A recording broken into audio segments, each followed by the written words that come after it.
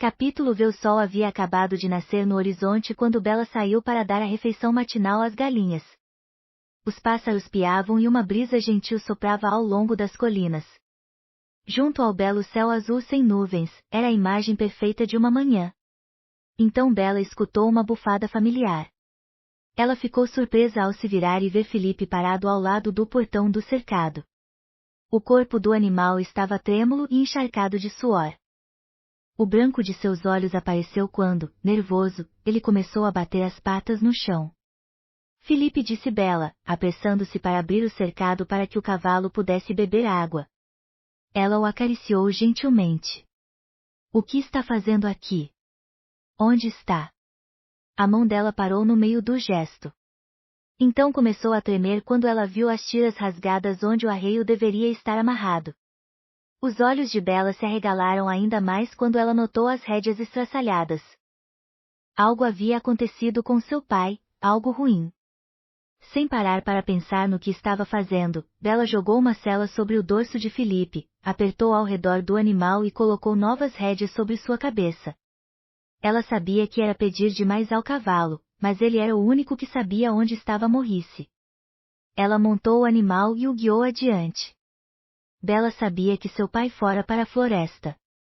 Disso ela tinha certeza, era a rota que ele sempre pegava. Mas, assim que Felipe deixou o interior familiar da aldeia e galopou floresta adentro, suas esperanças enfraqueceram.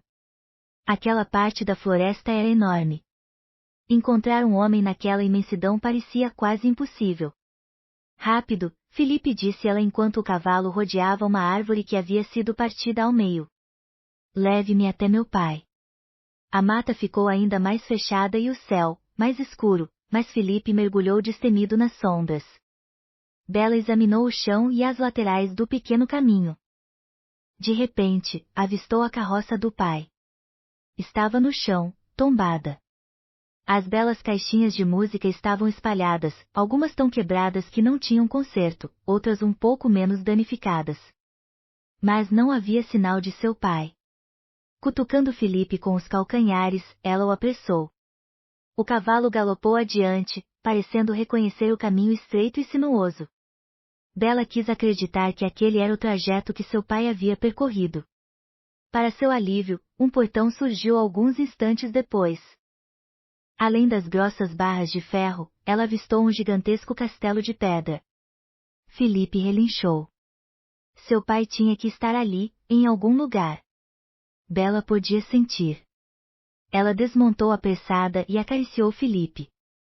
Sussurrou palavras de encorajamento, levando-o para dentro dos portões, então pediu que ele aguardasse. Ela se moveu para subir os degraus de pedra, mas parou de repente. Bela não estava disposta a correr para dentro do estranho castelo sem levar nada com que se defender. Vasculhando ao redor, ela avistou um galho grosso caído no chão. Ela o pegou e o segurou acima da cabeça, empunhando-o como um porrete. Só então ela subiu até as portas da frente. Bela nem se deu ao trabalho de bater na porta. Se o seu pai estivesse mesmo em algum lugar ali dentro, ela não queria perder tempo para achá-lo. Ela empurrou as portas e se viu em um saguão gigantesco. Algumas velas penduradas nas paredes mal proviam luz suficiente para iluminar o espaço. Endireitando os ombros, Bela respirou fundo e adentrou o castelo. Enquanto caminhava até a grande escadaria, seus olhos se acostumaram à escuridão. Ela ouviu sussurros abafados, mas não distinguiu ninguém. Duas vozes se ergueram e se abaixaram, então ela ouviu uma frase pronunciada tão claramente como o dia: mas e se for ela? Aquela que vai quebrar o feitiço? Quem disse isso? Perguntou Bela, observando na direção de onde as vozes pareciam vir. Nada. Quem está aí? Ainda nada. Então, de algum lugar no fundo do castelo, Bela ouviu o som inconfundível de alguém tossindo. Papai. Não importava quem estava sussurrando. Ela só precisava encontrar o pai. Bela agarrou um candelabro de uma mesa próxima e subiu a longa escadaria. Quando chegou ao fim das escadas labirínticas, ela se viu em uma torre que, para o seu pavor, era usada como prisão. Havia uma porta de grades de ferro do outro lado da escadaria. As barras eram tão grossas que era impossível ver com clareza através delas, mas ela pôde identificar o formato de alguém sentado do lado de dentro. Papai? Chamou Bella. É você? Bella? Respondeu Maurice com uma voz abafada. Como você me encontrou? Bella atravessou correndo a torre sombria e caiu de joelhos na frente da porta. Uma pequena abertura deu-lhe espaço suficiente para enxergar seu pai. Ele estava curvado, e seus ombros tremiam. Quando seus olhos se encontraram, ela soube imediatamente que ele não estava bem. Pousando o candelabro no chão, ela colocou a mão através do buraco. Seus dedos se fecharam sobre a mão do pai. Oh, papai, disse ela, abatida pela tristeza. Suas mãos estão geladas. Precisamos levá-lo para casa.